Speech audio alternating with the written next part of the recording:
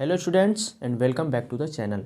तो आज इस वीडियो में हम जिस चैप्टर के इम्पॉर्टेंट एमसीक्यूज को डिस्कस करेंगे वो है globalization and the Indian economy, the chapter number 4 of class 10th economics.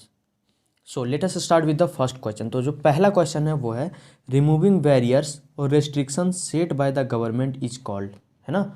जो भी गवर्नमेंट के द्वारा रेस्ट्रिक्शंस और बैरियर्स को रिमूव किया जाता है उसको क्या कहते हैं, तो उसको हम कहते हैं liberalization. That is option number A is the right answer. Next question है ग्लोबलाइजेशन रिजल्ट्स इन, है ना, यानी कि ग्लोबलाइजेशन से क्या होता है। आपके सामने ऑप्शन है A B C and D, तो इस क्वेश्चन का जो राइट आंसर होगा वो होगा ऑप्शन नंबर बी। ग्लोबलाइजेशन से क्या होता है, inflow of capital from abroad, यानी कि विदेश से हमारे पास कैपिटल आता है किसी भी बिजनेस को या किसी भी एमएनसीज को इस्टेब्लिश करने के लिए। नेक्स्ट क्वेश्चन है रैपिड इंटीग्रेशन और interconnection between countries is known as, so it is known as globalization. That means option B is the right answer. The interconnection और integration between countries is known as globalization. Next question है globalization will result in, है ना, यानी कि globalization से क्या होगा। More competition among producers, less competition among producers, no change in the competition among producers and none of the above, है ना। तो ग्लोबलाइजेशन से क्या होगा, तो ग्लोबलाइजेशन से होगा more competition among the producers, यानी कि जो सामान बनाने वाले जो प्रोड्यूसर्स हैं उनके बीच में ज़्यादा कंपटीशन होगा कि कौन बढ़िया से बढ़िया प्रोडक्ट बना सकता है। ठीक है। नेक्स्ट क्वेश्चन है under liberal policy there has been removal of, है ना, लिबरल पॉलिसी के अनुसार, है ना, किस चीज़ को हटाया गया। तो किस चीज़ को हटाया गया, तो रेस्ट्रिक्शन को, जितने भी रेस्ट्रिक्शन है उनको हटाए जाने को ही हम लोग लिबरल पॉलिसी कहते हैं। तो इसका जो राइट आंसर होगा वो होगा ऑप्शन नंबर ए।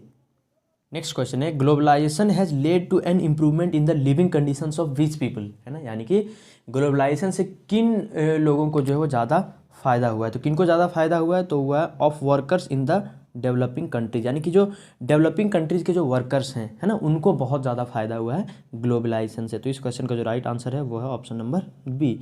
फिर है इन्वेस्टमेंट मीन्स स्पेंडिंग ऑन, यानी कि इन्वेस्टमेंट का मतलब क्या होता है, किस पर हम लोग खर्च करेंगे उसको इन्वेस्टमेंट कहा जाता है। तो फैक्ट्री बिल्डिंग, मशीन्स, इक्विपमेंट्स, इन तीनों चीज़ों में अगर हम अपने पैसे को स्पेंड करते हैं तो इसको इन्वेस्टमेंट कहा जाता है। दैट मीन्स इस क्वेश्चन का जो राइट आंसर है वो होगा option number D. Next question है व्हेन वाज WTO एस्टेब्लिश्ड, है ना। WTO का मतलब होता है वर्ल्ड ट्रेड ऑर्गेनाइजेशन, यानी कि वर्ल्ड ट्रेड ऑर्गेनाइजेशन का स्थापना कब हुआ था, तो हुआ था in 1995। That means option B is correct answer. फिर है which of the following contributes to globalisation, कौन कंट्रीब्यूट करता है, तो ये करता है external trade. That means option B is the right answer for question number 9। Next है benefits enjoyed by companies who set up production units in the SEZR। SEZ का मतलब होता है स्पेशल इकोनॉमिक जोन, है ना। तो आपको बताना है कि जो भी कंपनियां स्पेशल इकोनॉमिक जोन में अपना कंपनी स्थापित करती हैं, इस्टेब्लिश करती हैं, उनको क्या फ़ायदा मिलता है, उनको क्या फ़ायदा मिलता है। तो इसका जो राइट आंसर है वो है ऑप्शन नंबर ए, यानी कि they do not have to pay taxes for some years, यानी कि कंपनी को कुछ सालों तक जो है वो टैक्स पे नहीं करना पड़ता है। तो इसका जो राइट आंसर होगा वो होगा ऑप्शन नंबर ए। फिर है इंटीग्रेशन ऑफ मार्केट मीन्स, है ना, यानी कि मार्केट का इंटीग्रेशन का मतलब क्या होता है, तो उसका operating beyond the domestic products, wider choice of goods and competitive price. तो इन तीनों को मिला के ही हम लोग इंटीग्रेशन ऑफ मार्केट कहते हैं। तो इसका जो राइट आंसर होगा वो होगा option number D, all of the above. Next है स्पेशल इकोनॉमिक जोन्स, यानी कि SEZ developed by government of India aim, है ना, यानी कि इंडियन गवर्नमेंट के द्वारा जो भी स्पेशल इकोनॉमिक जोन बनाया गया है उसका क्या एम है, तो उसका एम क्या है, to attract foreign companies to invest in India. तो उसका एम क्या है कि जो भी बाहर की जो कंपनियां हैं, है ना, विदेश की जो कंपनियां हैं वो आकर इंडिया में इन्वेस्ट करें। तो स्पेशल इकोनॉमिक जोन का मेन एम यही है। ठीक है। तो इस क्वेश्चन का जो राइट आंसर है वो है ऑप्शन नंबर ए। फिर है which one of the following is not true regarding the World Trade Organization, है ना, आपको बताना है कि इन चारों ऑप्शन में से वर्ल्ड ट्रेड ऑर्गेनाइजेशन के रिगार्डिंग कौन सा जो स्टेटमेंट है वो सही नहीं है। तो जो स्टेटमेंट सही नहीं है वो है option number A, it allows free trade to all countries without any trade barriers. ऐसा नहीं है, वर्ल्ड ट्रेड ऑर्गेनाइजेशन में ऐसा बिल्कुल भी नहीं होता है। दैट मीन्स इस क्वेश्चन का जो राइट आंसर है वो है ऑप्शन नंबर ए। नेक्स्ट है which one of the following Indian industries has been hit hard by globalisation, है ना। हम लोग बहुत सारा जो फैक्टर देखते हैं वहाँ पर ग्लोबलाइजेशन के कारण हमको बहुत ज़्यादा फ़ायदा हुआ है, लेकिन आपको इंडियन इंडस्ट्रीज़ का नाम बताना है, उस इंडियन इंडस्ट्रीज़ का जो ग्लोबलाइजेशन के कारण बहुत उस पर मार पड़ा। तो जिस इंडस्ट्री को मार पड़ा वो है jute industries, that means option C is the right answer. फिर World Trade Organization was started at the initiative of which one of the following group of countries, है ना। आपको बताने कि जो वर्ल्ड ट्रेड ऑर्गेनाइजेशन का स्थापना किया गया था वो किन कंट्रीज़ के द्वारा किया गया था, तो वो जिन कंट्रीज़ के द्वारा किया गया था वो है developed countries, that means option C is the right answer. Next question है which of the following organisations lays stress on liberalisation of foreign trade and foreign investment. आपको उस ऑर्गेनाइजेशन का नाम बताना है, तो कौन सा ऑर्गेनाइजेशन होगा, वो होगा World Trade Organization, that means option D is the right answer.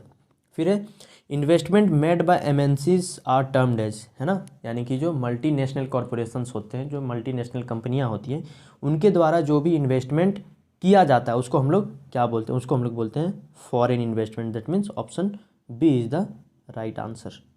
Next है which of the following is not a feature of multinational company. आपको इन चारों ऑप्शन में से बताना है कि कौन सा ऑप्शन जो है वो मल्टीनेशनल कंपनी का फीचर नहीं है, तो जो नहीं है वो है option number D, it employees labour only from its on country. ये बात बिल्कुल गलत है। मल्टीनेशनल कॉरपोरेशंस का मतलब ये होता है कि वो बहुत मतलब ऐसा बड़ा कंपनी जिसके बहुत सारे ब्रांचेज हों पूरी दुनिया में। तो मान लीजिए अगर किसी अमेरिकन कंपनी का ब्रांच इंडिया में है तो उसको वर्कर्स जो है वो इंडिया से ही लेना पड़ेगा, ना कि वो अमेरिका से वर्कर्स यहाँ लाएगा।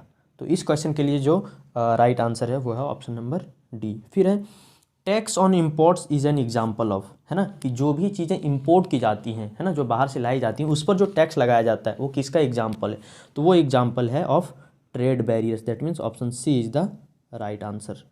नेक्स्ट है which one of the following is not a characteristic of special economic zone, है ना। इससे पहले हम डिस्कस किए स्पेशल इकोनॉमिक जोन क्या होता है। अब आपको बताना है कि इन चारों ऑप्शन में से स्पेशल इकोनॉमिक जोन का कैरेक्टरिस्टिक कौन सा नहीं है, तो जो नहीं है वो है ऑप्शन नंबर ए। क्या है इस ऑप्शन नंबर ए में, they do not have to pay taxes for long period. ऐसा नहीं होता। स्पेशल इकोनॉमिक जोन में अगर कोई भी कंपनी इस्टेब्लिश होता है तो उसको कुछ समय के लिए टैक्स नहीं देना पड़ता। इसका मतलब ये नहीं कि वो लंबे समय तक टैक्स नहीं देगा। तो इस क्वेश्चन के कॉन्टेक्स्ट में जो सही आंसर है वो है ऑप्शन नंबर ए। फिर है which of the following is a barrier on foreign trade. आपको बताना है कि फॉरेन ट्रेड पर बैरियर का काम कौन करता है, tax on import, quality control, sales tax या टैक्स ऑन लोकल ट्रेड। तो इसका जो राइट आंसर है वो है option number A, tax on import, यानी कि इंपोर्ट पर जो टैक्स लगाया जाता है वही एग्जांपल है बैरियर का। नेक्स्ट क्वेश्चन है globalisation so far has been more in favour of, है ना। आपको बताना है कि जो ग्लोबलाइजेशन है ना, वो किन कंट्रीज़ के फेवर में अभी तक ज़्यादा काम किया है। तो जिनके फेवर में ज़्यादा काम किया है वो हैं developed country, that means option A is the right answer. फिर entry of MNCs in a domestic market में प्रूव हार्मफुल फॉर, है ना, कि कोई भी अगर एमएनसी, है ना, मल्टीनेशनल कॉरपोरेशन अगर किसी भी मार्केट में आता है या डोमेस्टिक मार्केट में आता है तो वो किसके लिए नुकसानदेह हो सकता है, तो किसके लिए हो सकता है, वो हो सकता है ऑफ ऑल सब standard domestic producers, that means इस क्वेश्चन का जो राइट आंसर है वो है ऑप्शन नंबर सी। नेक्स्ट है Ford Motors set up it's first plant in India at, है ना, यानी कि फोर्ड मोटर्स जो कंपनी है उन्होंने अपने सबसे पहला प्लांट जो है वो इंडिया में कहाँ पर लगाया था, तो उन्होंने लगाया था चेन्नई में, that means option C is right answer. फिर which of the following industries have been hard hit by foreign competition, है ना। आपको बताना है कि इन चारों ऑप्शन में से कौन सा इंडस्ट्री है ना, जो फॉरेन कंपटीशन के कारण बहुत मार झेल रहा है ना, बहुत गंदा मार झेल रहा है वो। तो जो वो इंडस्ट्री है वो है डेयरी प्रोडक्ट्स का industry, that means option A is the right answer. फिर नेक्स्ट क्वेश्चन है in which year did the government decide to remove barriers on foreign trade and investment in India. आपको बताना है कि इंडियन गवर्नमेंट ने कब ये डिसाइड किया कि अब हम कोई भी बैरियर्स जो है वो फॉरेन ट्रेड पर नहीं लगाएंगे या फॉरेन इन्वेस्टमेंट पर नहीं लगाएंगे, तो वो साल था 1991, that means option C is right answer. फिर MNCs keep in mind certain factors before setting up production, identify the incorrect option from the choices given below, है ना, यानी कि बोल रहा है कि कोई भी एमएनसी अगर कहीं पर इस्टेब्लिश होता है तो वो कंपनी जो है ना कुछ बातों को जो अपने दिमाग में लेके चलता है कि इन बातों से हमें वहाँ पर फ़ायदा हो सकता है। तो आपको इन चारों ऑप्शन में से बताना है कि क्या चीज़ जो है वो मल्टीनेशनल कंपनियां नहीं सोचती हैं। तो इसका राइट आंसर है option number C, presence of large number of local competitors, है ना। जो एमएनसीज होती हैं वो अपने लोकल कॉम्पिटिटर्स के बारे में बिल्कुल भी चिंता नहीं करती हैं। तो इस क्वेश्चन का जो राइट आंसर है वो option number C. Next question है which has played a big role in spreading globalisation, है ना। इस क्वेश्चन में पूछ रहा है कि ग्लोबलाइजेशन को स्पीड करने में किसका अहम रोल रहा है, बहुत बड़ा रोल रहा है, तो वो इंफॉर्मेशन टेक्नोलॉजी का और ट्रांसपोर्ट टेक्नोलॉजी दोनों का। दैट मीन्स इस क्वेश्चन का जो राइट आंसर है वो है option number C, that is both A and B.